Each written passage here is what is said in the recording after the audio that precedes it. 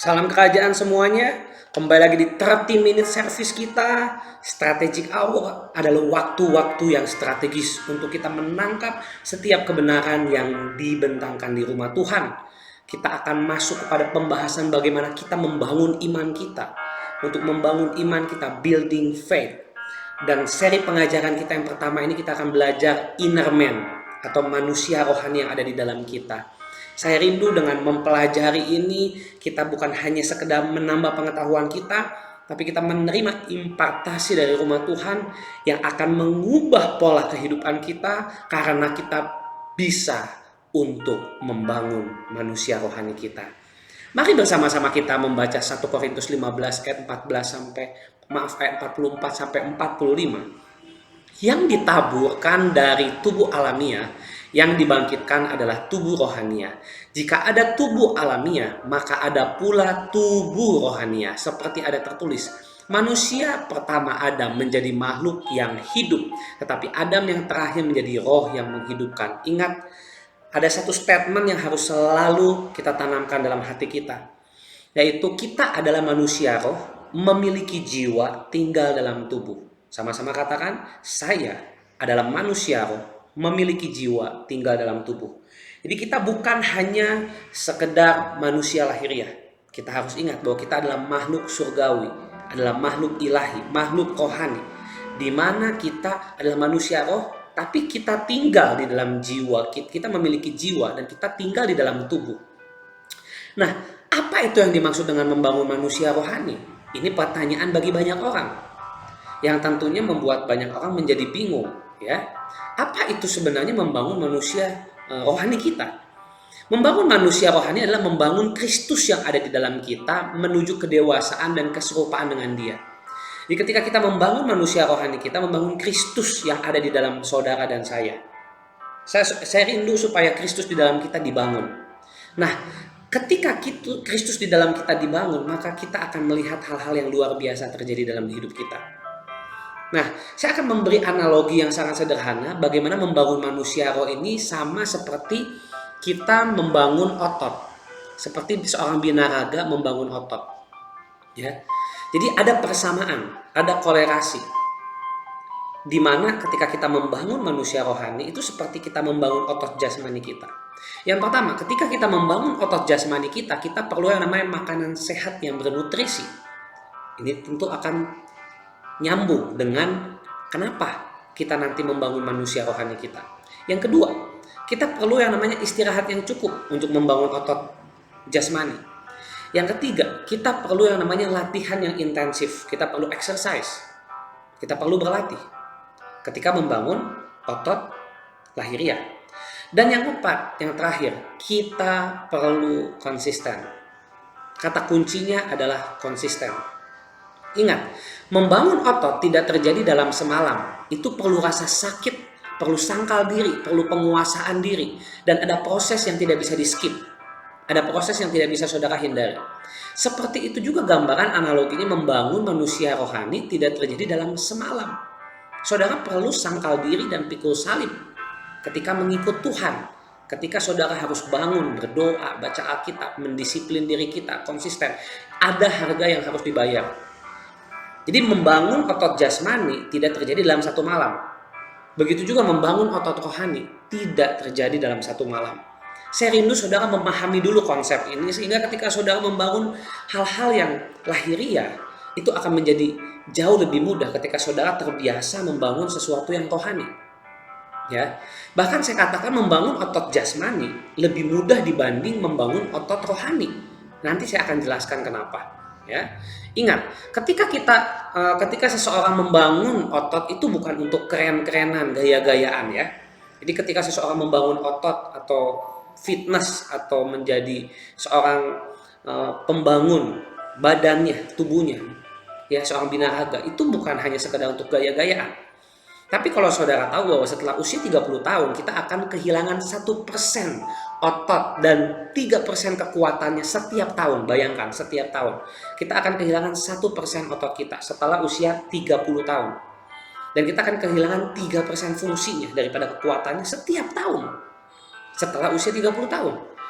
Nah, Ini alasannya kenapa kita membangun otot kita. Seperti itu juga ketika kita tidak membangun manusia rohani kita, kita akan terus kehilangan fungsinya. Kita akan mulai kehilangan kekuatan kita dalam menghadapi masalah dan tekanan. Dan kita mulai kehilangan gairah kita kepada Tuhan. Nah, perhatikan, mesin pembakar lemak itu adalah otot kita. Jadi semakin saudara membangun otot saudara, maka otot saudara akan menjadi mesin pembakar lemak. Semakin besar mesinnya, maka semakin mudah saudara membakar lemak saudara. Contoh, dalam waktu kurang lebih 3 bulan, saya membakar lemak saya dari 75 kilo sampai 68 kilo. Jadi saudara bisa lihat bagaimana perubahan transformasi daripada tubuh saya. Ya, saya berikan itu di Instagram saya bukan untuk gaya-gayaan, tapi ini untuk menjadi satu contoh, menjadi satu gambaran transformasi bentuk tubuh kita ketika kita membangun otot kita untuk membakar lemak kita. Jadi otot adalah mesin pembakar lemak. Ya, jadikan tubuh kita ini mesin pembakar lemak sehingga lebih sehat. Akan nyambung kepada kesehatan rohani kita. Nanti kita akan belajar kenapa nyambung. Nah, dengan otot kita membantu untuk di masa tua supaya mempermudah kita tidak mengalami berbagai macam jenis penyakit yang berhubungan dengan metabolik kita. Ya, oleh karena itu seseorang membangun otot bukan hanya untuk gaya-gayaan, tapi untuk hidup jangka panjang.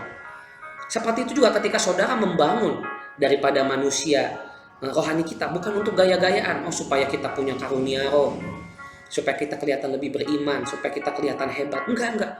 Ada alasannya ketika kita membangun itu, sehingga kita bisa menghadapi segala jenis tantangan, segala jenis masalah yang terjadi dalam kehidupan kita. Ya, jika membangun otot ada polanya, kesimpulannya membangun manusia roh pun ada polanya. Ya, ini makanya saya katakan ini nyambung. Ada benang merah. Jadi membangun otot jasmani ada polanya. Membangun otot rohani, manusia rohani, inner man kita, itu juga ada polanya. Nah, kita akan belajar bagaimana tentang polanya. Sehingga ketika kita mengerti polanya, maka kita dapat membangun dengan maksimal. Maka kita dapat melakukan yang terbaik untuk kerohanian kita. Sehingga kita bisa menghadapi setiap masalah dan tantangan dalam kehidupan kita. Nah, pertanyaannya bagaimana tadi membangun manusia rohani yang kuat, yang strong? Mari sama-sama kita pelajari. Ya, yang pertama yang harus saudara tahu, ya, bahwa makanan rohani yang strong pasti mendewasakan. Jadi poin pertama, bagaimana membangun manusia rohani yang kuat? Yang pertama adalah membangun manusia rohani yang kuat lewat makanan rohani yang strong dan mendewasakan. Ya, jadi kita perlu makanan rohani yang kuat dan mendewasakan. Penting makanan rohani kita. Asupan makanan tadi saya bilang. Otot itu butuh asupan makanan, nutrisi. Jadi keperluan daripada kebutuhan harian protein saudara adalah 1,5 sampai 2 kali berat badan kita. Contoh, berat badan saya sekarang 68. Berarti keperluan protein saya kurang lebih ya 1,5 kalinya. Yaitu kurang lebih sekitar 190 sampai 100 gram per hari. Sampai 2 kali lipat. 2 kali lipat berarti 68 kali 2. Ya, hampir 140 gram satu hari kebutuhan nutrisi protein saya untuk otot saya. Setiap hari loh. Nah, ini juga berlaku untuk makanan rohani kita. Kita nggak mungkin punya tubuh roh yang kuat kalau makanan rohani kita nggak bagus. Oleh karena itu penting untuk kita membangun gaya hidup sebagai goal kita. Gaya hidup rohani sebagai goal kita. Supaya kita dapat melakukan proses ini bukan proses jangka pendek tapi proses jangka panjang. Ya. Makanan rohani akan menentukan kekuatan rohani saudara. Makanan rohani yang bagus adalah makanan rohani yang mendewasakan rohani kita. Perhatikan apa yang kita dengar, siapa yang kita dengar, bagaimana cara kita mendengar. Jadi jangan sembarangan mendengar. Jadi perhatikan makanan rohani yang kita konsumsi. Seperti saudara makan sehari-hari, ini bukan soal seberapa banyak makanan yang saudara makan, tapi seberapa bernutrisi makanan yang saudara makan. Jadi kalau misalkan saudara perhatikan, setiap orang ketika makan, yang harus dia perhatikan bukan jumlahnya, tetapi kandungan nutrisinya. Kandungan nutrisi ini akan menolong kita untuk memiliki tubuh yang sehat. Dan tentunya bonus badan yang ideal adalah bonusnya. Seperti itu juga makanan rohani yang sama, itu akan menolong kita untuk menjadi dewasa rohani dan sehat rohani. Apa cirinya kita sehat secara rohani dan makanan rohani kita sudah benar? Kita mengalami kemampuan untuk menghadapi tantangan, masalah, respon yang baik. Kita memiliki kedewasaan rohani, mental yang sehat, dan banyak lagi hal lainnya. Nah, untuk siapa makanan keras atau firman yang keras, makanan rohani yang keras inilah yang mendewasakan. Kalau saudara hanya mau makanan-makanan yang enteng, makanan-makanan yang ringan, maka saudara tidak akan pernah dewasa. Saudara ini perlu makanan rohani yang di level selanjutnya. Saudara ini perlu makanan rohani yang lebih keras. Keras ini bukan bicara tentang seperti batu keras ya, tapi ini berbicara daripada firman yang menegur, yang mengingatkan, yang menasehati kita. Nah, pertanyaannya untuk siapa firman yang keras ini? Yang A, saudara catat. Ini dari poin yang pertama, yaitu yang bagian A adalah untuk mereka yang mau didewasakan. Jadi bagian yang poin A adalah makanan rohani adalah untuk mereka yang mau didewasakan. Jadi saudara yang nggak mau dewasa, saudara nggak akan suka makanan yang keras. Saudara pasti hanya senang makanan yang lembut seperti yang dikatakan Rasul Paulus. Ya, ada makanan yang keras, ada makanan yang lembut. Susu, bubur itu untuk bayi. Kalau saudara bayi rohani, saudara hanya berputar-putar tentang khotbah keselamatan, saudara hanya berputar-putar tentang pertobatan, hanya itu. Tetapi saudara tidak masuk kepada makanan yang lebih keras. Makanan yang lebih keras itu berbicara daripada apa? Daripada dimensi Kristus, keimamatan Melkisedek, peperangan rohani, dimensi kemuliaan, dan banyak lainnya lagi. Makanan yang keras. Yang pastinya bertujuan mengubah kita dan mendewasakan kita. Jadi hanya saudara yang mau dewasa rohani yang bisa mengkonsumsi makanan yang keras. Sekali lagi, makanan yang keras ini banyak nutrisinya yang akan menolong kita untuk menjadi dewasa dan menjadi kuat. Kalau saudara hanya makan bubur setiap hari, saya rasa nggak ada ya binaraga yang tiap hari cuma makan bubur. Bagaimana membangun ototnya kalau dia cuma makan bubur saja setiap hari? Dia perlu makanan yang bernutrisi, yang bagus, makanan yang keras dalam tanda kutip. Daging, ya, mungkin sekian kilo daging, mungkin berapa butir telur sehari, berapa kilo bahkan, berapa banyak susu, ya. Yang terutama saya fokuskan kepada makanannya, yang tentunya makanannya bernutrisi dan makanan keras. Nggak mungkin dia makan bubur lembek, setiap hari dia makan bubur Manado, ya, atau dia makan jenis-jenis bubur lainnya. Tidak mungkin, dia tidak mungkin bisa membangun manusia rohnya, inner man-nya. Yang B, untuk siapa makanan keras ini? Yang B, untuk mereka yang mau secara konsisten bertumbuh. Jadi kalau saudara adalah orang yang mau bertumbuh secara konsisten, saudara pasti suka makanan keras. Pasti saudara suka dengan firman-firman yang mengingatkan kita, menegur, mendewasakan kita, firman-firman yang menolong kita untuk berubah. Kita akan suka. Kenapa? Karena secara konsisten kita suka bertumbuh. Kita suka di-upgrade dan kita suka di-update. Makanya orang-orang yang seperti ini pasti suka makanan keras. Firman ini adalah untuk mereka. Ya, jadi kalau saudara bukan jenis orang yang seperti ini, ya maaf, berarti saudara belum cocok dengan makanan yang keras atau firman yang keras. Ya, berarti saudara belum masuk klasifikasi daripada orang-orang yang cocok dengan makanan atau firman yang keras. Ya mungkin sesuai lah dengan rohani kita. Mungkin kita masih anak-anak rohani, no problem. Kita makan bubur, tapi kita harus terus dewasa. Mau membangun hidup kita, mau membangun manusia roh kita. Ya, semua bayi juga dulu kita semua pernah bayi makan bubur, tapi kalau sampai saya rasa kalau sampai saudara umur 40 tahun tiap hari makan bubur seperti bayi, apalagi makan buburnya bubur bayi. Saudara tahu merek-merek bubur bayi, bayangkan orang usia 40 tahun tiap hari cuma makanin bubur bayi. Itu ya, ini kurang baik juga ya. Perlu makanannya lebih variatif, lebih beragam, dan jenis-jenis makanan keras, terutama daging-dagingan. Seperti itu. Dan juga untuk yang vegan mungkin ya berarti proteinnya dari kacang-kacangan, yang tentunya makanan keras buat mereka. Nah, yang selanjutnya, yang C, untuk siapa makanan yang keras ini? Yang C, untuk mereka yang telah selesai dengan hal dasar. Maksudnya apa?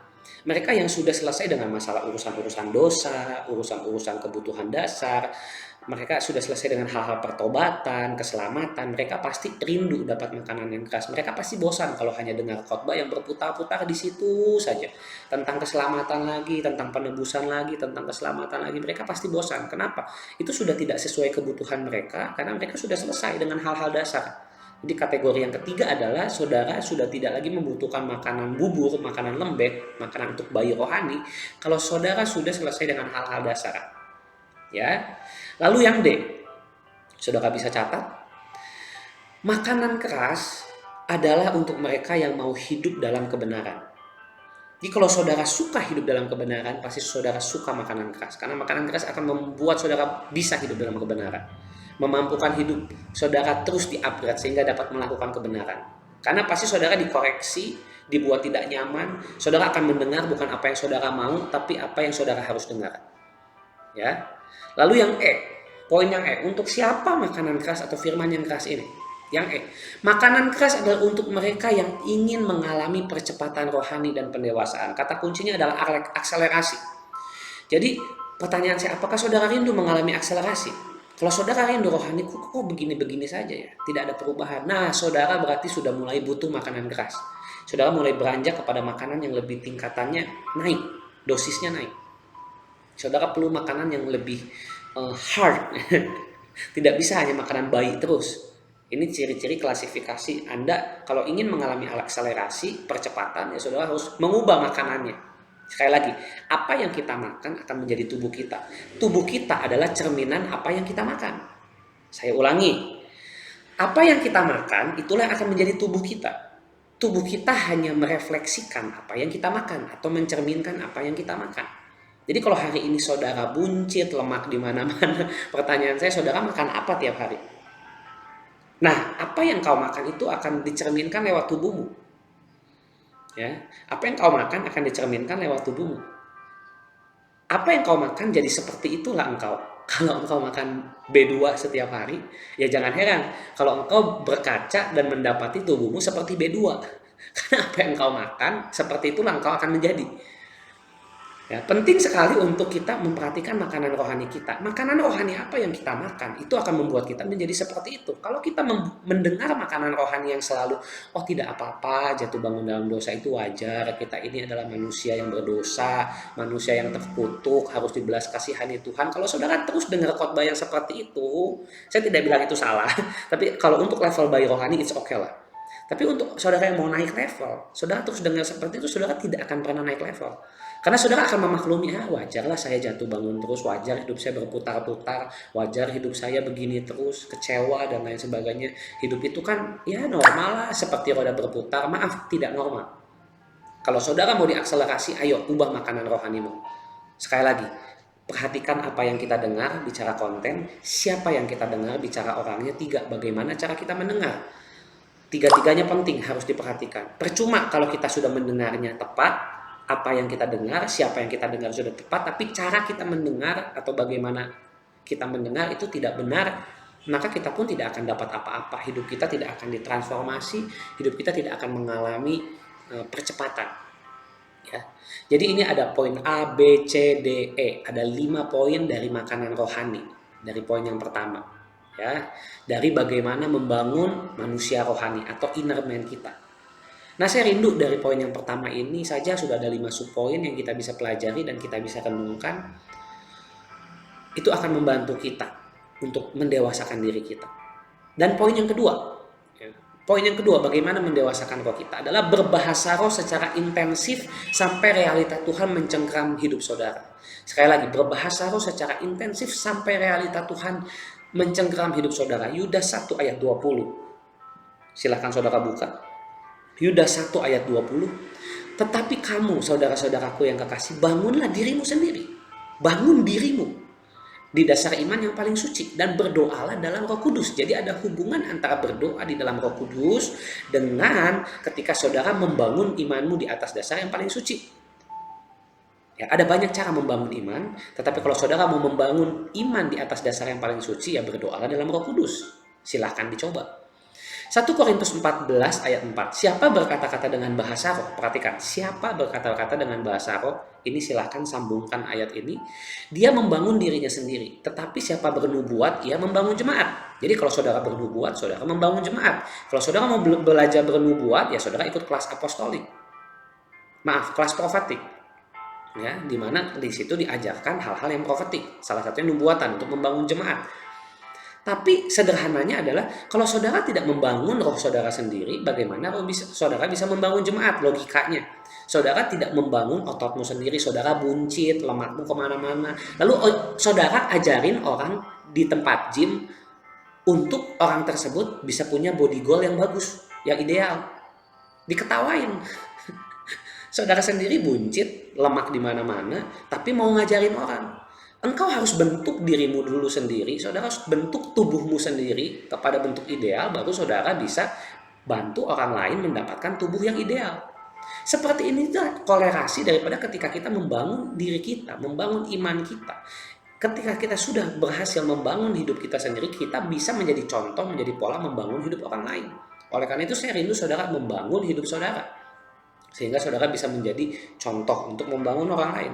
Ada orang bilang, yang nggak penting bahasa roh, yang penting nubuatan saja. Ya sudah, saudara bilang nggak penting membangun dirimu sendiri, yang penting membangun jemaat. Pertanyaan saya, gimana caramu membangun jemaat sedangkan dirimu sendiri tidak dibangun?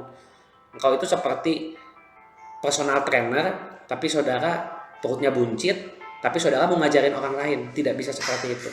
Nah, kita akan masuk poin A dari nomor 2, dari berbahasa roh sampai realita Tuhan terjadi. Poin yang A, berbahasa roh membuat kita dibangun dengan material ilahi dari Tuhan. Jadi ketika kita berbahasa roh, perhatikan, ada material. Ada material yang kita butuhkan untuk membangun hidup kita. Jadi hidup kita harus dibangun di alam rohani. Tubuh rohani kita harus dibangun. Itu perlu material-material surgawi. Material-material ilahi yang itu hanya ada di hadirat Tuhan. Material-material tersebut. Ada infrastruktur rohani yang harus dibangun di dalam kita. Inner man kita dibangun perlu material. Dan material itu didapat dari Tuhan. Saudara tidak bisa dapat beli di toko bangunan. Atau saudara tidak bisa beli di pasar. Tidak bisa. Saudara harus datang kepada Tuhan.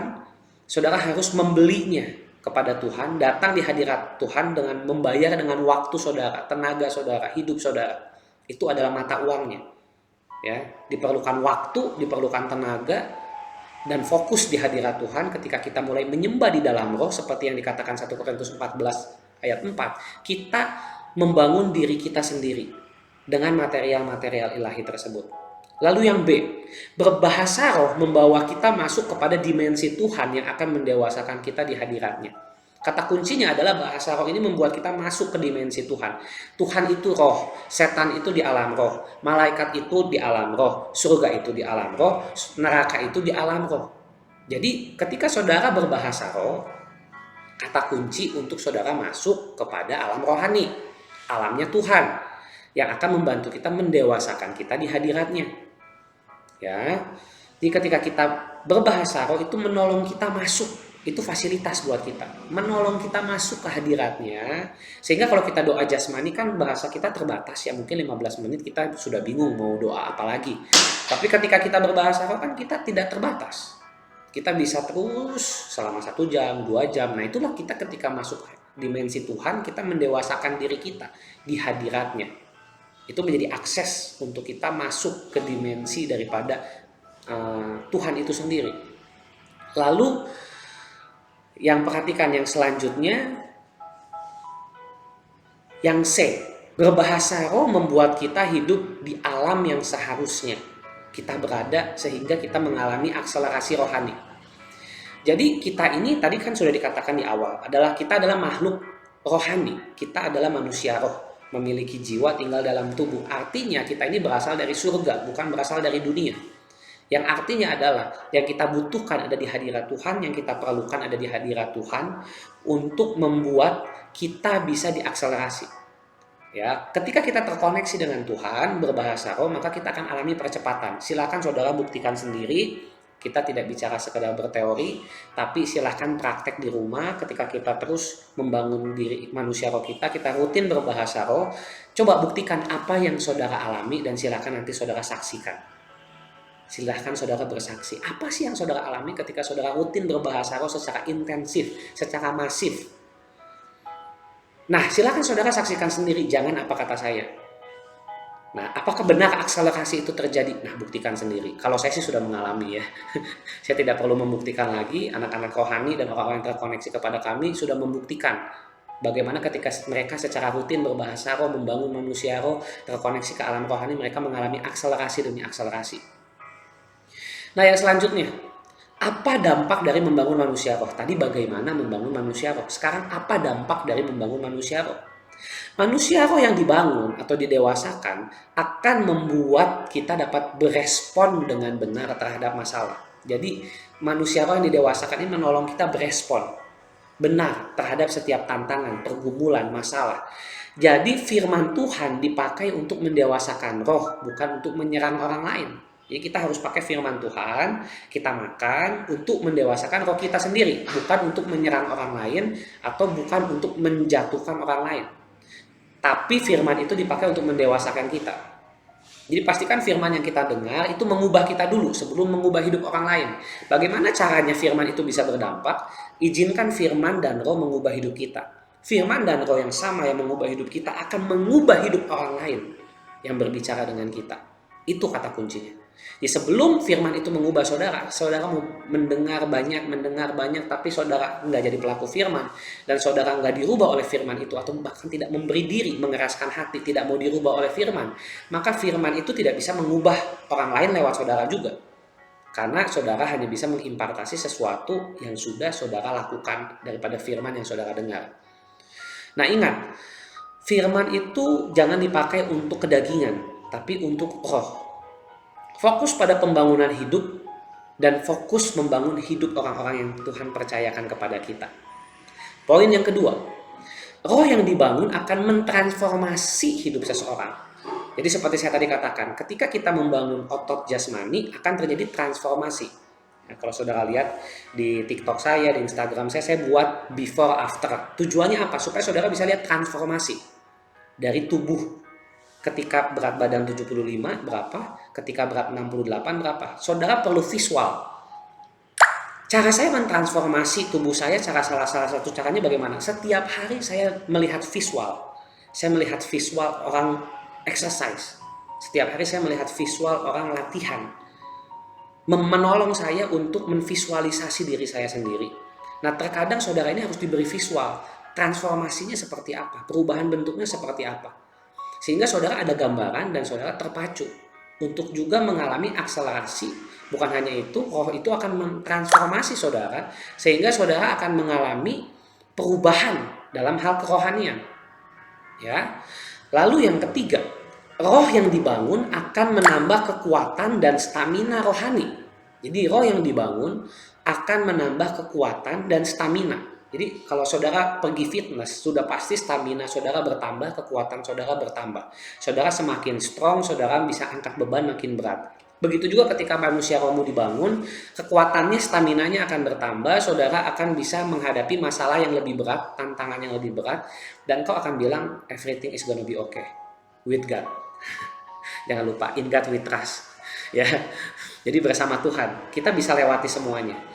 Filipi 4 ayat 13, segala perkara dapat aku tanggung di dalam Dia yang memberi kekuatan. Pertanyaannya, bagaimana segala perkara ini dapat saya tanggung?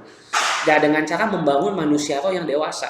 Kalau tidak manusia roh dewasa dibangun, kita tidak mungkin bisa menanggung segala perkara. Saya ulangi, segala perkara dapat aku tanggung di dalam Dia jikalau Dia memberi kita kekuatan. Segala perkara. Tidak mungkin kita bisa menanggung segala perkara kalau kita tidak membangun manusia roh kita. Menjadi kuat, ya, staminanya ditambah.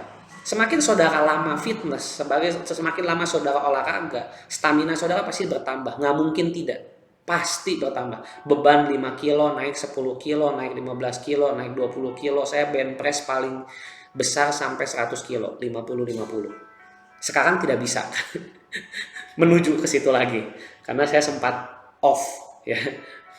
Tapi ya itu, kalau kita tidak latih manusia roh kita kekuatan kita menghadapi masalah berkurang. Rekor saya bench press 100 kilo. Itu karena saya latihan terus, latihan sampai bisa 100 kilo. Nah, begitu sudah tidak rutin latihan, Kembali lagi dari awal. Saya bench press itu latihan untuk dada yang di kursi sambil tidur. Buat saudara yang tidak tahu, pakai alat di gym, kita tidur, kita angkat ke atas pakai besi. Nah, itu bebannya di kanan kiri ada bebannya, besi. Nah, itu 100 kilo. Ketika rajin latihan. Tapi ketika sudah malas latihan, ya itu turun staminanya. Sekarang saya bench press paling hanya kuat 20 kilo, 15 kilo, staminanya turun. Nah, perlu lagi ditingkatkan lagi, naik pelan-pelan. Seperti itu juga manusia roh kita. Kalau terus dibangun, maka staminanya akan bertambah. Filipi 4 tadi ayat 12 dan 13. Ya, itu kata kuncinya, kita harus bangun manusia roh. Maka segala perkara bisa dihandle di dalam Tuhan. Dengan explosive power of Christ, kekuatan Kristus yang memancar dari kehidupan kita. Yang keempat, manusia roh yang dibangun akan memanifestasikan surga di bumi. Jadi kalau saudara membangun manusia roh, saudara akan memanifestasikan surga di bumi. Ya, atmosfer ilahi akan dibawa kemanapun kita pergi. Di tempat kerja, ketika kita beraktivitas, apapun yang kita lakukan, kita akan dapat menghandle banyak masalah, kita dapat menghandle banyak tantangan, dan kita bisa memanifestasikan apa yang di surga terjadi di bumi. Seperti doa Bapa kami, jadilah di bumi seperti di surga. Heaven and earth become one. Ya. Kesimpulannya kita harus mendapat makanan yang keras untuk menjadi dewasa, dan kita harus intensif berbahasa roh, membangun manusia roh kita. Ya, rahasia kemenangan dalam segala hal terletak pada roh yang dewasa, roh yang dewasa, roh yang dewasa. Itu adalah rahasia kemenangan dalam semua aspek kehidupan. Saya nggak perlu berulang-ulang lagi. Roh yang dewasa, roh yang dewasa, roh yang dewasa, supaya saudara ingat. Sehingga kita fokus kepada kedewasaan rohani, bukan fokus pada sign, miracle, wonder, tanda-tanda, manifestasi, mujizat. Bukan fokus ke sana. Itu tidak salah, tapi kalau kita fokus ke sana, kita tidak dewasa rohani. Ya. Jadi, apa yang harus kita lakukan? Nah, ini ada tugas dari saya ya, sehingga saudara bisa relevan melakukan latihan dari apa yang saya berikan ini. Saya mau memberi challenge buat saudara yang mendengar ini. Apa challenge yang mau saya kasih? Ada hubungannya antara jasmani dan rohani. Ya. Yang pertama, saudara catat. Challenge dari saya adalah latihan push up pagi dan malam setiap hari. Buat saudara, bangun kebiasaan. Push up pagi hari, malam hari push up. Kalau saudara sudah bisa ini, masuk yang kedua. Ini yang saya lakukan. Latihan kardio 30 menit sehari. Ya. Latihan kardio 30 menit sehari. Kalau saudara bisa lakukan ini dengan rutin setelah 3 bulan, silahkan. Yang ketiga, saudara pergi ke gym 30 menit seminggu 3-5 kali untuk membangun massa otot saudara. Apa hubungannya dengan membangun manusia roh? Ada. Kalau saudara nggak bisa membangun yang kelihatan, saudara akan lebih susah membangun yang tidak kelihatan. Kalau saudara tidak bisa menjual yang kelihatan, saudara lebih susah menjual yang tidak kelihatan. Jadi membangun iman itu lebih susah daripada membangun otot. Kalau saudara nggak bisa membangun tubuh jasmanimu, saudara akan susah membangun tubuh rohanimu. Nah, apa hubungannya dengan rohani? Yang pertama, saudara latih berdoa, baca Alkitab pagi malam setiap hari, konsisten. Yang kedua, saudara konsisten belajar melatih diri kita untuk dengar khotbah orang tua rohani kita. Saya belajar untuk konsisten belajar dengar. Ya, belajar dengar, putar lagi. Ya, ini strategic hour ini dikasih, coba putar berulang-ulang. Yang ketiga, bahasa roh seintensif mungkin dimanapun, sebanyak mungkin dimanapun. Ya, ini adalah challenge yang saya kasih tadi, 3 untuk tubuh jasmani saudara, 3 untuk tubuh rohani saudara. Jadi pastikan dalam sampai akhir tahun ini saudara mengalami transformasi tubuh rohani dan tubuh jasmani. Banyak orang mau punya tubuh ideal, tapi sedikit orang yang mau komitmen sampai tubuhnya ideal. Seperti itulah banyak orang mau punya pengurapan hebat, rohani yang hebat, mau bisa menghandle banyak masalah, tapi hanya sedikit orang yang mau komitmen untuk membangunnya. Saya ulangi, hanya sedikit orang yang mau komitmen. Nah, saudara ini termasuk orang yang mau atau mau komitmen. Banyak orang mau kaya, tapi sedikit orang yang mau komitmen sampai kaya. Saya tidak suruh saudara kejar uang, ini hanya contoh. Seperti hal tadi, banyak orang mau punya tubuh ideal, tapi sedikit orang yang mau komitmen punya sampai tubuhnya bisa ideal. Banyak orang mau punya pengungkapan hebat. Lihat hamba Tuhan itu hebat, hamba Tuhan ini hebat. Saudara tahu nggak dia doa berapa jam sehari? Saudara tahu nggak dia baca Alkitabnya seperti apa? Merenungkan pesan Tuhan, bergumul dengan Tuhan, bergulat dengan kedagingannya, mengubah kehidupannya, membangun kebiasaannya, mempola hidupnya. Saudara nggak tahu kan? Jadi jangan cuma mau seperti itu, tapi miliki komitmen untuk mulai membangun. Tidak besok, tapi hari ini. Itu yang saya lakukan. Jadi selamat mencoba, salam kerajaan semuanya. Bagi saudara yang belum terkoneksi, silakan saudara terkoneksi dengan kami dari Open Heaven Ministry di bawah Open Heaven Foundation, di mana kami melayani anak-anak rohani yang terkoneksi kepada kami, memuridkan, membapai mereka sehingga mereka bisa bertumbuh maksimal. Kalau saudara tidak ada yang membimbing, saudara tidak ada yang memuridkan saudara, saudara bisa menghubungi kami untuk saudara bisa dibimbing lebih lanjut, saudara bisa terkoneksi lebih lanjut. Silahkan hubungi, cantumkan nama saudara, mungkin nomor telepon saudara, atau saudara bisa kontak nomor telepon kami. Salam damai sejahtera, Tuhan Yesus memberkati kita semua. Shalom everyone, welcome to Open Heaven Ministry. Let's pray together at Breakthrough Worship every Wednesday at 6 p.m. Jakarta. Mari berdoa bersama dalam Breakthrough Worship yang diadakan setiap hari Rabu pukul 18.00 Jakarta. Let's join the Apostolic class to learn more deeply about God's Word every Thursday at 6 p.m. Jakarta. Mari ikutilah kelas apostolik untuk memperdalam pemahaman Anda mengenai firman Tuhan yang diadakan setiap hari Kamis pukul 18.00 Jakarta. Join us at 30 Minutes Open Heaven Sunday Service. Experience the reality of God's Word that overflows from the house of God. Bergabunglah dalam 30 menit ibadah raya Open Heaven Ministry. Dengarkan impartasi firman dari rumah Allah agar saudara mengalami realita firman secara limpah.